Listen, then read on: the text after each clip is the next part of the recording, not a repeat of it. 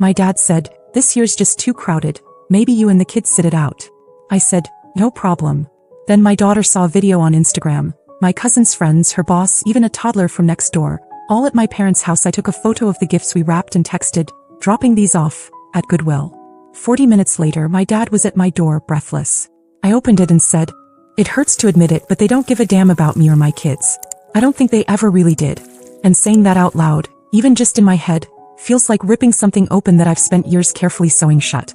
I've done the emotional gymnastics. Told myself they're just old-fashioned, just distracted, just not expressive. I've excused the missed birthdays, the forgotten names, the way they always acted like we were guests at their table instead of family. And through all of it, I still showed up. With gifts, with casseroles, with gas in my tank, and my kids dressed in outfits they'd pick out just for grandma. So when my dad called last week, I thought it was the usual check-in. He didn't even lead into it. No small talk. Just said, "This year's gotten a little crazy, more people than expected. Maybe you and the kids sit it out." That was it. Just like that. Like we were an optional add-on. Like we were taking up space. I said, "No problem," and hung up. My hands were shaking. The living room still smelled like wrapping paper and scotch tape. I just finished packing up the anniversary gifts. It was their 30th. I'd gone all out. Spent months stashing away money without the kids noticing. Got them a Cartier watch. Had it engraved. I was going to give it to them after dinner. Thought it might finally mean something. I told the kids we were doing our own thing. Said it like it was a treat. Ordered their favorite pizza, picked up extra marshmallows for Coco. Smiled through it like everything was fine. My son asked if Grandpa was sick. My daughter wanted to know if Grandma was mad. I told them no, nothing like that. Just a change of plans. 2 days later, my daughter walked into the kitchen with her phone. She said, "Mom, look." It was an Instagram story. Not one of those blurry, vague ones either. It was clear as day. Their house fully decked out. Balloons. Flowers. A catered spread. My cousin's college friends were there. Her boss. The family across the street with the toddler who once spit on our porch. Everyone. Even people I didn't recognize. And right there in the background, laughing and drinking, were my parents. My mom wearing the scarf I bought her last Christmas. My dad holding up a glass of champagne like he was king of the hill. My daughter stared at the screen, quiet for a long time, then asked, "Why didn't they want us there?" I didn't have an answer. I still don't. I walked into the living room, grabbed my phone, took a picture of the wrapped gifts sitting under the side table. The ones my kids had picked out and helped wrap. Then I texted the photo to my dad. No caption. A minute later, I sent a second message, dropping these off at Goodwill. I didn't expect anything. I didn't even stay by the phone. 40 minutes later, he was at my front door. I saw him through the window, pacing, jacket half on, no car in sight. He must have parked around the corner. I opened the door. He looked winded, like he'd run the whole way. He said we needed to talk. I didn't move. I just asked him, "What are you doing here?" And in that moment, I wasn't his daughter anymore. I was a mother who had run out of patience. He stood there like he expected me to move aside. Like everything could go back to normal if he just showed up in person and looked mildly regretful.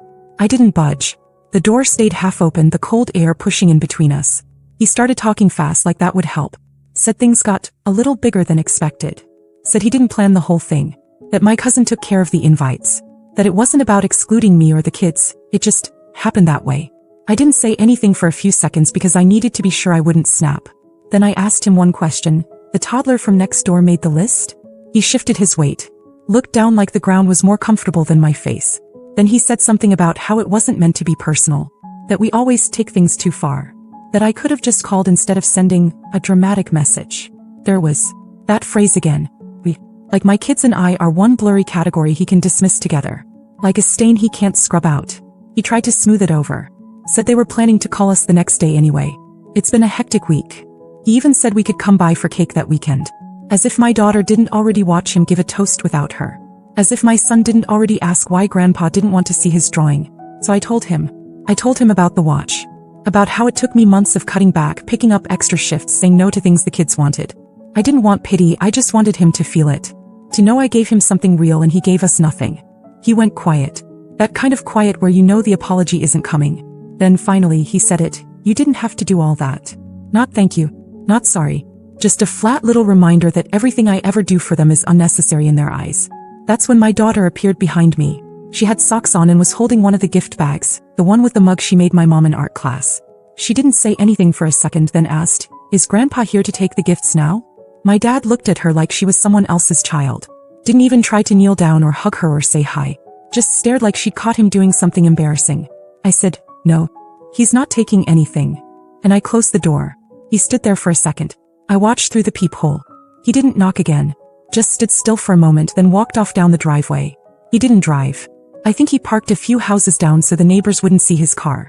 That's the kind of man he is. More embarrassed by a scene than ashamed of what caused it. The next morning, I woke up to a wall of text from my mom. Said I had crossed a line. Said I blew things out of proportion. That my tone was completely inappropriate, and I'd hurt their feelings. Then she said something that stuck with me all day. Maybe it's better if we take some time away from each other. She didn't mention the kids once. That's when I made my decision. I took the Cartier watch out of the box and drove to the store to return it. I had to argue with the associate about the engraving, but eventually got most of the money back. Enough to fix the water heater. Enough to maybe take the kids somewhere for the weekend. They didn't want our gifts. Fine. They wouldn't get anything from us again. After I returned the watch, I expected silence. That's how it usually went. They'd go quiet, wait for me to feel bad, then slide back into my life like nothing happened. I thought maybe this time would be different. Maybe they'd actually think about what they did. Maybe they'd say something to the kids. But I should have known better. The message came 4 days later. No apology. No checking in. Just a short text from my dad. Are you still sending the mortgage this month? Not even a question mark. I stared at it like I didn't understand the words. Like they couldn't possibly be that oblivious. That's selfish. For the past 4 months, I'd been quietly paying their mortgage. No fanfare. No announcements. They never asked me outright. Just made vague comments about tight months, and bad timing, and how everyone's feeling the squeeze lately. I didn't tell the kids, didn't even tell my friends. I just did it. Because I thought that's what family does. Even when it isn't returned. Even when it hurts. I didn't respond. That evening I got another message. This time from my mom. She said, just checking to make sure the mortgage didn't get delayed. We need to get the payment in by Friday. As if nothing had happened. As if I hadn't stood in my own doorway telling their granddaughter they didn't want our gifts. I sat at the kitchen table for a long time, staring at my bank app at the money I'd been setting aside like clockwork. It hit me then, how automatic it had become. How they'd come to expect it. How I was being used not just for convenience but for emotional leverage. And they never even pretended to respect me for it. So I texted back, no, I won't be sending it anymore. No explanation. No opening for a conversation. Just a line they couldn't cross anymore. My phone rang immediately. I didn't answer. Then my mom sent a flood of messages, asking why I was suddenly changing things, why I was bringing money into personal matters, how I could be so cruel over one misunderstanding. Said I should think of how this would affect the kids. Like she hadn't just written them off 2 weeks earlier. I didn't answer any of them. The next morning my dad sent a longer text. He said he didn't think I'd take it this far. That they never meant to hurt anyone. That they were trying their best, and I should be the bigger person. I deleted it without reading the rest. That week I sat down with my budget. I canceled the automatic transfers, redirected everything back to my savings. For the first time in months, I didn't have to juggle bills to cover someone else's life. I bought new sneakers for my son. Ordered my daughter the book series she'd been talking about. Cooked meals without doing mental math at the grocery store. I expected them to go quiet. That would have been easier. But they didn't. 2 weeks later I got a call from the school. Not from the front desk. From my daughter's teacher. She said, your mom came by this morning. It was just past noon when my phone rang. I didn't recognize the number but I picked up anyway. It was my daughter's teacher. She sounded calm but careful, like she was measuring every word. She said, hi Samantha. I just wanted to let you know that your mom showed up at the school today. I went completely still. She explained that my mom came to the front office and said she was dropping off a small package for my daughter. At first it sounded harmless, but then she asked to see her. When they told her that wasn't allowed without prior approval, she didn't leave. She said she was just a grandmother, that she wasn't a stranger, that she had a right to see her granddaughter. She didn't yell but she kept pushing. When the office refused, she finally left, but not before handing over a small gift-wrapped box with my daughter's name on it. I was at the school in 20 minutes. The receptionist handed me the box, already opened for safety. It was wrapped in familiar paper, the same pattern we used when we first wrapped the gifts they refused to accept. Inside was the ceramic mug my daughter made in art class. The one we painted together. Bright red with a little sunflower and "Love You Grandma" written around the rim in uneven gold paint. Taped to the bottom was a folded piece of paper torn from a notepad. It said, I didn't mean for things to get this far. You're being unreasonable. The kids should be allowed to decide for themselves. No apology. No regret. Just another message wrapped in guilt. I took it all, box, note, mug, and walked back to the car, trying to hold in the sick feeling in my chest. It wasn't just the manipulation. It was the fact that she'd gone around me. showed up at my daughter's school like she had some right to cut through the boundaries I'd clearly drawn. When we got home that night, I didn't tell my daughter what happened. Just said Grandma dropped off something she forgot to give us. She nodded slowly and didn't ask more. But the whole evening she was quiet. Sat through dinner barely touching her food, stared at the movie like it was background noise. He knew. Kids always know. After they went to bed, I texted my mom, "You are not to come near the school again. If you want to talk, right? Otherwise stay away. This is a boundary. Respect it." The reply didn't come from her. Came from my dad. He wrote, "If you think you're cutting us off and keeping our grandkids, you've got another thing coming." I stared at the screen. Read it twice. Took a screenshot and emailed it to myself. I forwarded it to a lawyer friend with a note that said, "Just in case." I didn't respond. Instead, I opened my filing cabinet and pulled out every record I had. The mortgage payments, the transfer confirmations, the texts where he hinted at needing help. I printed them, labeled them, started a folder. I never thought I'd be the type to need this kind of backup. But that text wasn't a plea. It was a warning. And it was the moment I stopped being afraid of what cutting them off might look like. 5 days passed since my mom showed up at the school, and the silence was louder than anything. No texts. No calls. No random messages pretending to be casual. Just a thick, dragging quiet. The kind that feels like it's waiting for something to explode. Then Saturday came. The knock wasn't loud. Not urgent. Just 3 solid taps on the front door. I looked through the peephole and there they were. My parents. My mom holding a folder. My dad standing stiff behind her, jaw set like this was going to be a negotiation and he was ready to fight. I didn't open it right away. First, I went upstairs and turned the TV on in the kids' room. Told them to stay up there and not open the door no matter what. Then I went back down and stepped outside, closing the door behind me. No hello. No small talk. My dad jumped straight in. "We came to talk. We need to fix this before things get ugly." It wasn't a plea. It was a warning. I didn't say anything. Just waited. My mom handed me the folder. I opened it. Inside were 2 envelopes, each labeled with my kids' names. The handwriting was hers, in those tight little letters she uses when she's trying to be taken seriously. She said they were letters, just to explain our side of things. That they didn't want the kids to think they'd been abandoned. I told her they had no right to send anything directly to my children. That what happened wasn't a misunderstanding. It was a decision. A pattern. One that had gone on for years and finally hit the wall. Then she said something that made my stomach turn. "We didn't think you'd actually go through with this. You always forgive." That's what it was. That's why they pushed and pushed. They believed I'd always be there. That I'd eventually cave, show up with an apology casserole, bring the kids over like nothing happened. They counted on me being soft. My dad finally spoke again. Said, "We've been under pressure. The mortgage is behind again. If you're really cutting that off, it's going to destroy us." There was the real reason they showed up. Not for the kids. Not for an apology. Not even for reconciliation. Money. I said, "You'll figure it out. Just like I have." He looked at me like he was seeing me for the first time. Then his voice dropped into that bitter, defensive tone I knew too well. "You're punishing your own parents over a party. Do you know how ridiculous that is?" I laughed once. Not because it was funny, but because I couldn't believe they were still trying to spin it. This isn't about a party. It's about a lifetime. They left not long after. No explosion, no slammed doors. Just a tight-lipped retreat.